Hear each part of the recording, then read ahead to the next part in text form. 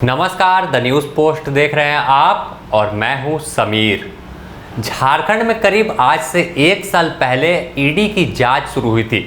यह जांच मनरेगा घोटाले में शुरू हुई, लेकिन जब छापेमारी हुई तत्कालीन खान सचिव और आईएएस पूजा सिंघल के यहाँ, तो ऐसे दस्तावेज मिले तो एक नया घोटाले का खुलासा झारखंड में हुआ। वह घोटाला था अवैध खनन का। अवैध खनन का खेल झारखंड में बड़े पैमाने पर खेला गया, जिसकी आज मुख्यमंत्री हेमंत सोरेन तक गई। फिलहाल उनके विधायक प्रतिनिधि पंकज मिश्रा होटवार जेल में बंद हैं और यह पूरे जब अवैध खनन का खुलासा ईडी ने किया तो तमाम लोगों की आंखें फटी की फटी रह गई। सिर्फ साहेबगंज जिला में 1000 करोड़ रुपए से अधिक के अवैध खनन का धंधा किया गया। वहां के पत्थर और पहाड़ों को काटकर सिर्फ झारखंड ही नहीं, दूसरे राज्य नहीं बल्कि बांग्लादेश तक भेजा गया। इसमें फिलहाल तत्कालीन उस वक्त की जो खान सचिव थी, फिलहाल उन्हें निलंबित कर दिया गया है। आईएएस पूजा सिंघल जेल में बंद है। इसके अलावा प्रेम प्रकाश हो या फिर सीए सुमन कुमार और मुख्यमंत्री हेमंत सोरेन का विधायक प्रतिनिधि पंकज मिश्रा, इन तमाम लोगों की संलिप्तता थी इस अवैध खनन के खेल में। और इसके बाद से झारखंड में मानो ईडी ने भ्रष्टाचारियों के खात्मे को लेकर कसम खाई है, लगातार एक पर एक कार्रवाई कर रही है। अवैध खनन का पूरा मामला खत्म करने के बाद ईडी की कार्रवाई हुई ग्रामीण विकास विभाग के अभियंता पर। मुख्य अभियंता के घर छापेमारी हुई तो कई जो अवैध संपत्ति के दस्तावेज मिले, जिसके बाद रविंद्र राम को भी गिरफ्तार कर जेल भेज दिया। और उसके बाद अब जमीन घोटाले में ईडी की एंट्री हुई है। ईडी जांच कर रही है कि सेना की जमीन 4.5 एकड़ को किस तरह से फर्जी दस्तावेजों के द्वारा तमाम जो भूमाफिया और अधिकारियों ने बेच दिया था।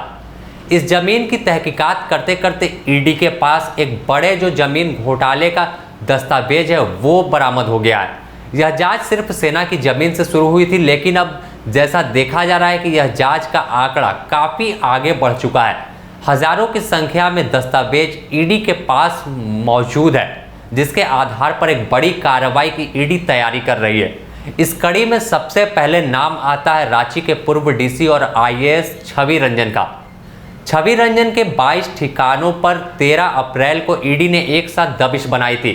इसमें छवि रंजन का रांची स्थित सरकारी आवास, जमशेदपुर का आवास और इसके अलावा इनसे जो कड़ियाँ जुड़ती है वो अंचला अधिकारी हो, राजस्व कर्मचारी हो या जो जमीन दलाल हो, और जिस तरह से फर्जी दस्तावेज को जो लोग बनाते थे, तमाम लोगों का एक सिंडिकेट झारखंड में काम कर रहा था और इन तमाम लोगों पर ईडी का हथौड़ा चला।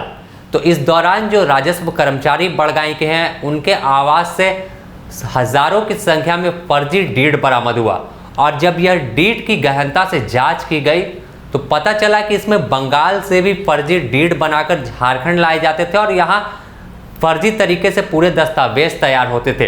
तो एक बड़ा सिंडिकेट जो जमीन हेराफेरी का झारखंड में चल रहा था, जिसका अब खात्मा ईडी करने को लेकर लगातार आगे बढ़ रही है। इस मामले में 7 लोगों की गिरफ्तारी हो चुकी है, जिसमें एक राजस्व कर्मचारी और 6 जमीन दलाल शामिल हैं। जमीन दलालों का काम था कि ग्राहक खोजे और इसके अलावा किस तरह से आधार कार्ड को बनाना है या फर्जी बिजली बिल तैयार करना हो या अन्य जो दस्तावेज जमीन रजिस्ट्री के काम आता है। और इसमें सबसे अहम भूमिका से इनकार नहीं कर सके थे कि जो रजिस्ट्रार ऑफिसर हो या फिर अंचला अधिकारी हो, इनकी भूमिका भी अभी संदिग्ध है। ईडी इन तमाम पहलुओं पर भी जांच कर रही है। फिलहाल इस कड़ी में रांची के पूर्व डीसी और आईएएस छवि रंजन से एक लंबी पूछताछ 20 तारीख को हो चुकी है।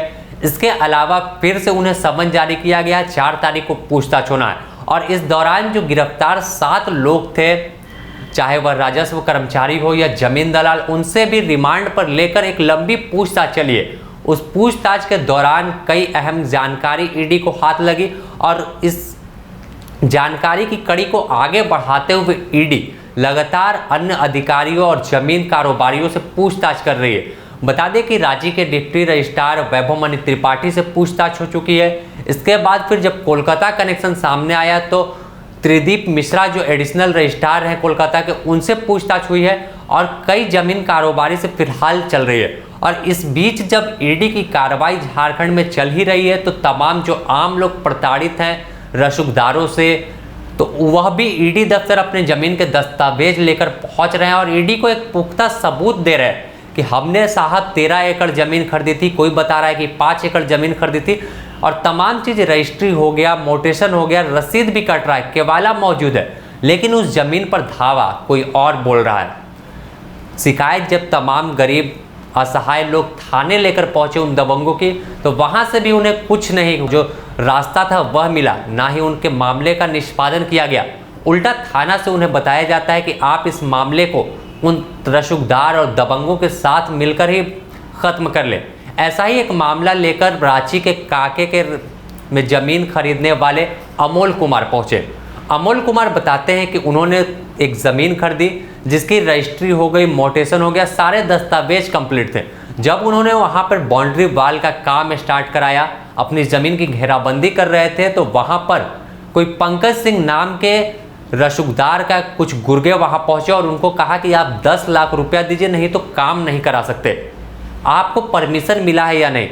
तो उन्होंने साफ तौर पर उन तमाम जो गुर्गे पहुंचे थे उनसे पूछा कि परमिशन किस चीज़ का, जब सरकारी स्तर पर ज़मीन रजिस्ट्री हो चुकी है और जो ज़मीन का और मालिक है उसे हमने पैसे का भुगतान कर दिया है, इसके बावजूद जो दबंग थे वह इन्हें डराने धमकाने की कोशिश की।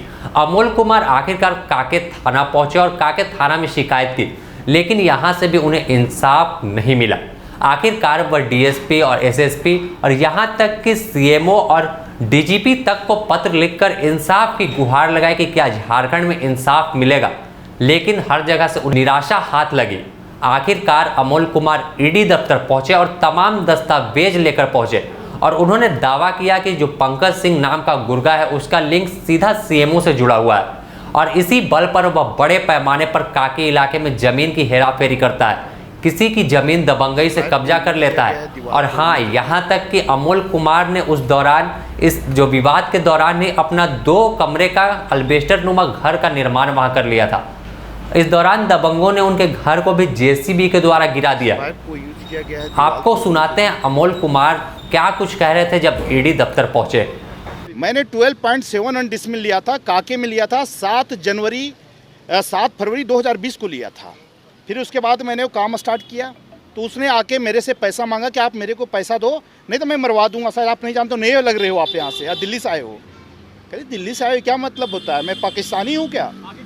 उसके बाद जब नहीं हुआ, मैंने बोला मैं नहीं दूंगा, चाहे जो हो जाए, पैसा मैं किसी हालत में किसी को नहीं दूंगा। ये मेरे को दिल अलाउ नहीं करता है, कॉन्शियस पैसे की मैटर नहीं है, अपने धर्म के खिलाफ है देना। उसके बाद मैंने जब थाना गया, थाना में राइटिंग में दिया है, डीएसपी को दिया है, उनको दिया है, एसपी को दिया है कि सर मेरे से एक्सटॉर्शन मनी मांगा जा रहा है और मेरे से 10 लाख मुझे इसके लिए आप मेरे को बचाव करो।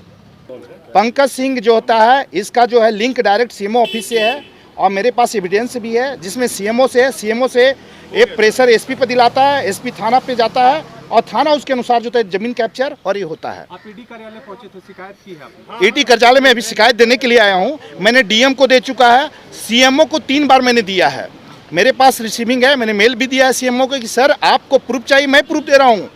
आप अपना हेमंत सरकार, आप अपना स्टैंड क्लियर कीजिए, आप कमीशन लेते हो कि नहीं लेते हो। आई वॉन्ट योर स्टैंड कि whether you are indulge in this activities और not, please let me know. उसके बाद कोई जवाब नहीं आता है।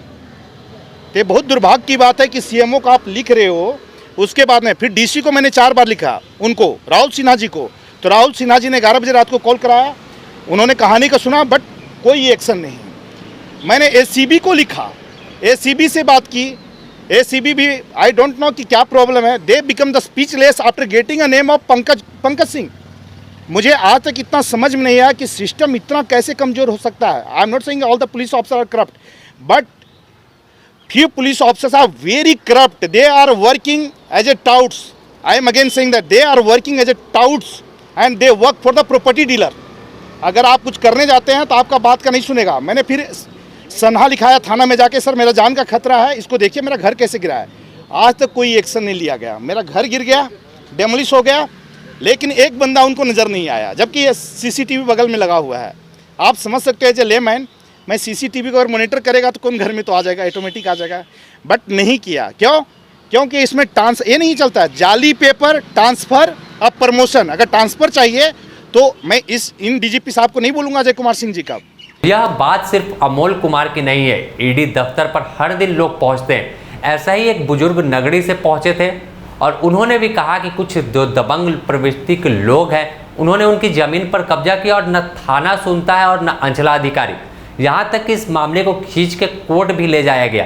कोर्ट से भी उनके पक्ष में फैसला आया, लेकिन दबंग है कि ज़मीन छोड़ने को राज़ी नहीं है।